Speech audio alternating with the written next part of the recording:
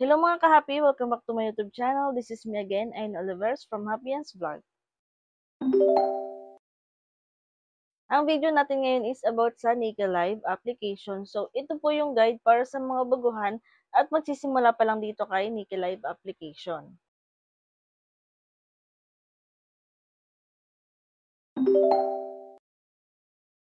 So, ano nga ba si Nika Live? Si Nika Live application po ay isang live streaming app na kung saan ay pwede kang kumita dito ng pera. Para sa mga gustong mag-download ng Nika Live application, ay i-click nyo lang po yung link na nasa pinned comment para ma-redirect po kayo sa legit Nika Live application. At doon nyo po i-continue yung inyong pag-install or pag-download ng app. So, paano nga ba mag-register or mag-sign up dito kay Nika Live? So, kapag na-download nyo na po yung Nika Live application, ay i-click nyo po yung open. So, pagdating nyo po dito, pumili na kayo kung saan nyo gustong i-bind yung inyong account. Pwedeng sa Google, Facebook, or mobile number. Kapag nakapili na kayo, for example, sa Google nyo i-bind, ilagay nyo ang name na gusto ninyo, lagyan nyo ng birthday, at i-select mo ang gender mo, and then click next. And then, pagkatapos niyan, ay congratulations dahil meron ka na pong Nika Live account. Dito nyo na makikita sa task yung mga newcomers task nyo at yung mga daily task ninyo.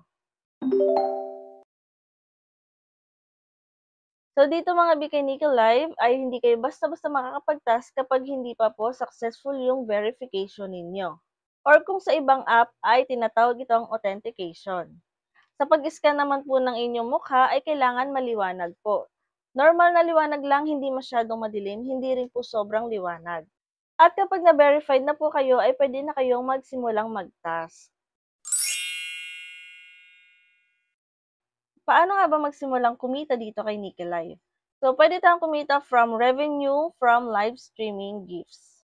Ito yung mga nare-receive natin galing sa ating mga viewers kapag nagsesend po sila ng gifts kapag napadaan sila sa ating solo live or party live. Pangalawa is sa task rewards. Ito naman po yung nakiklaim natin kapag natatapos natin yung task natin.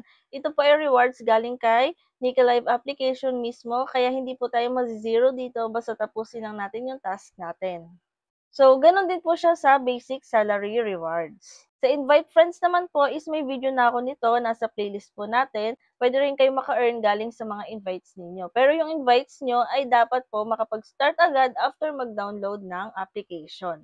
Become an agent and recruit streamers. So, dito po kikita kayo kapag nag-agent kayo and kailangan nyo pong mag-recruit ng mga host or active streamers para po magkaroon kayo ng komisyon. Hindi po kung agent kayo at may host na kayo is kikita agad kayo. Kailangan po yung mai-invite nyo na host is active. At kapag nag-invite kayo, kailangan nyo rin po silang i-guide kung paano mag-task dito kay Nikki. So, marami pang ibang way kung paano kumita dito kay Nika Live. Pwede nyo pong i-check sa aking playlist. May mga tutorial na ako dyan. So, here's the main feature of Nika Live. So, meron po tayo dyang solo live streaming, party mode or party live, club mode or club live, VIP or SVIP features, task system, reward system, activity center, etc. So, yan po yung mga features ni Nika Live. Yun yung nakapaloob kay Nika Live application. So, sino-sino nga ba yung pwede kay Nika Live? Ikaw, pwede ka ba kay Nika Live? So, eto po yung mga pwede kay Nika Live. Si Nika Live ay pwedeng-pwede para sa mga naghahanap ng pagkakakitaan, lalo na kung nasa bahay ka lang. Pwede rin may trabaho, pwede rin estudyante, pwede kang kumita dito through live streaming. Pwede rin po ito sa mga wala pang experience sa ganitong live streaming application kasi madali lang naman, new user-friendly naman po si Nika Live application. Pwede rin ito sa may mga experience na sa mga ganitong application na naghahanap ng mas magandang platform.